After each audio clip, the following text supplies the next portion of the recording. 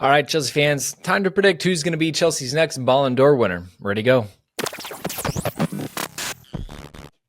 All right, Chelsea fans, like I said, a little bit aggressive with the intro there. Maybe the title's a little bit,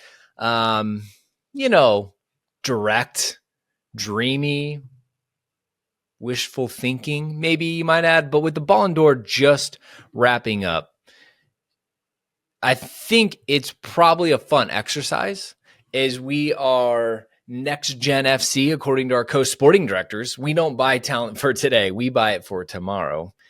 Who actually could be Chelsea's next Ballon d'Or winner? I find this to be super interesting because I look at the names, and the fact that we already had some people on the list is a little bit surprising. And again, I'm going to look at Chelsea holistically as well to kind of see. I think the closest relationship is obviously Emma Hayes winning Women's Coach of the Year.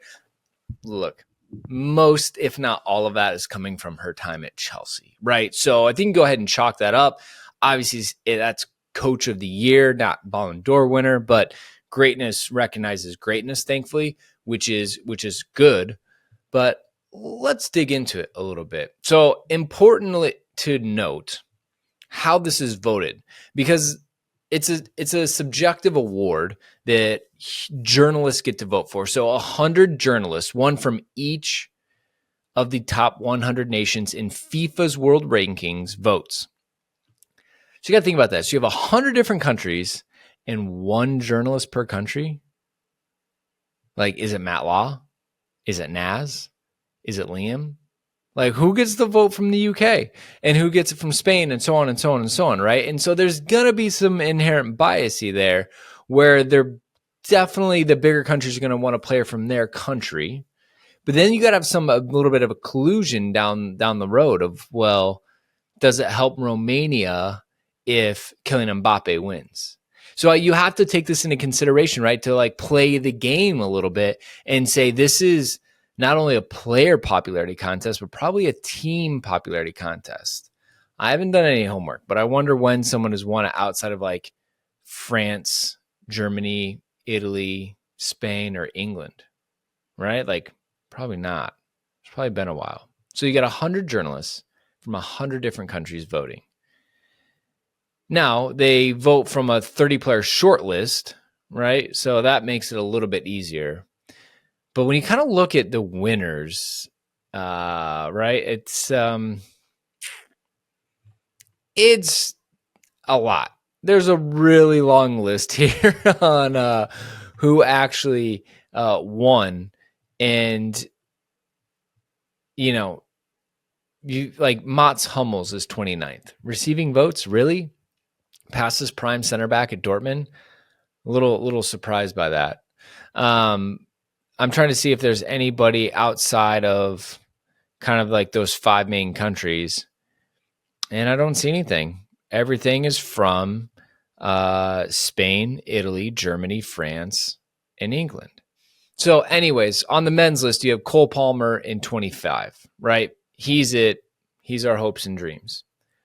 But on the women's side, which again, we're talking club holistically, we know our women are far better than our men and have been for quite some time. You got Sojke Nuskin, right, at 25, Myra Ramirez, 21, Lucy Bronze, 20, and then our highest rated player, Lauren James, at 13 on the women's list.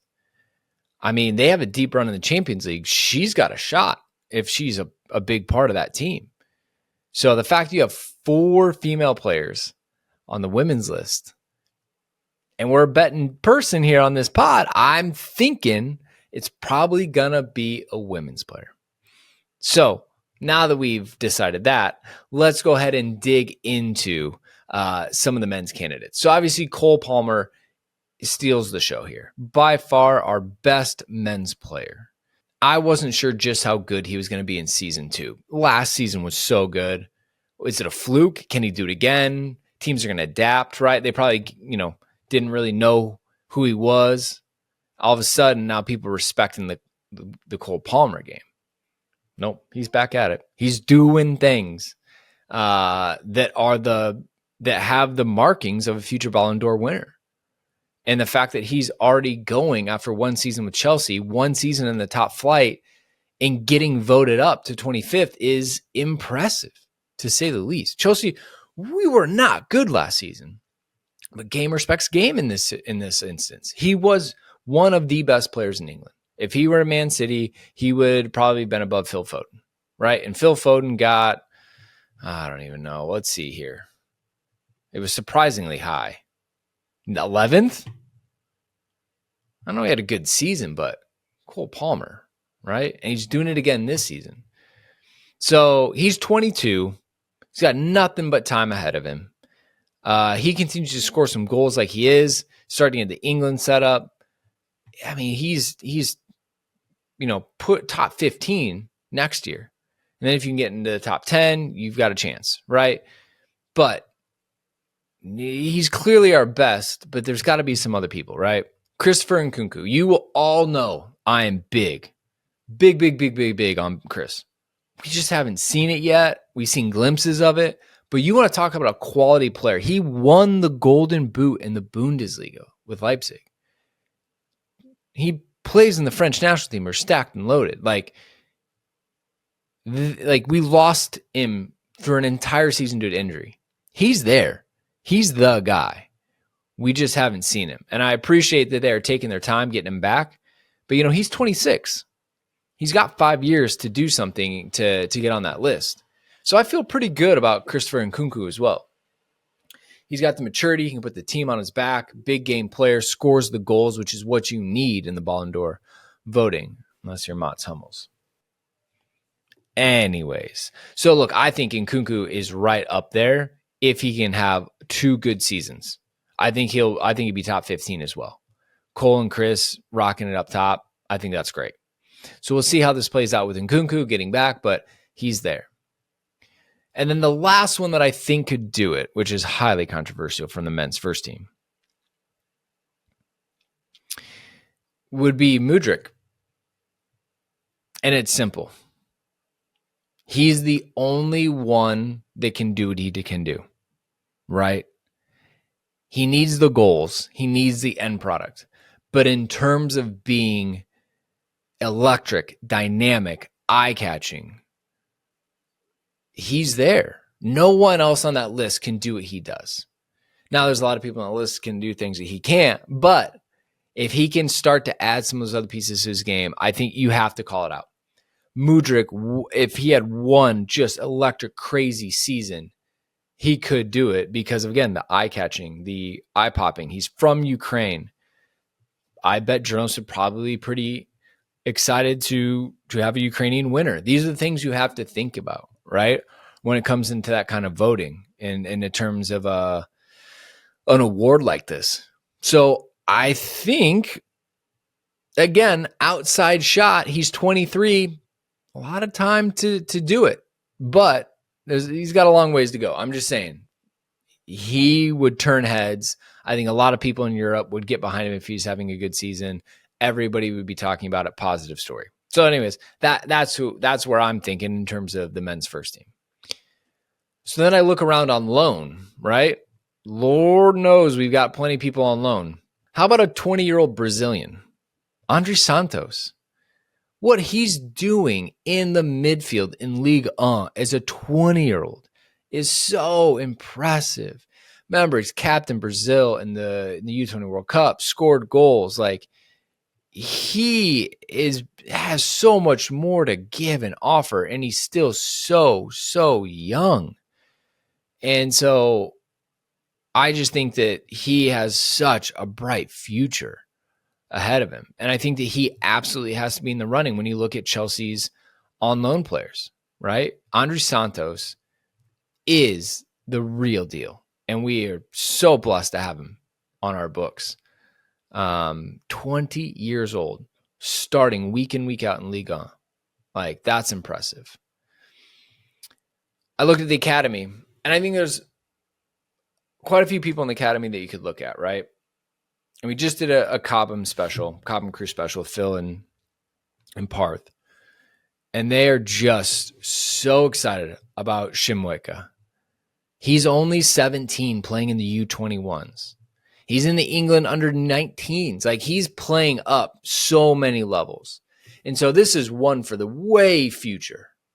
But the fact that he's already catching eyes at this level and playing this far up is really, really impressive.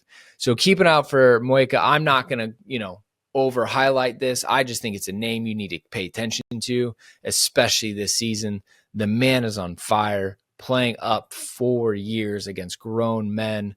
It's what you want to see. Now, the wild cards, because Chelsea's bench goes far deeper than just academy level. So to kick it off, you got Estevao, right? Estevao is a kid, 16 years old. Compared to Lionel Messi, he has incredible agility and pace, and he's continuing to score goals. He signed a deal with Nike at age 10, right? So look, he's on the books. We're going to see him. But Estevao at Palmeiras, you got to keep him. And by the way, he's on Goals Next Gen 2024 list. He's number 21. So, credit. Ollie Glanville does an amazing job at sending us all of his clips, right? Nick just did the pod with Jess and Nath. Go check it out. There's a lot of content around Estevao, and that's exciting. But there's one more. And this might be the player that will beat all of the others, including Cole Palmer. And that is our 16-year-old wonder kid, Kendry Paez. Right? Kendry Paez is insane. Playing with the full men's national team at 16.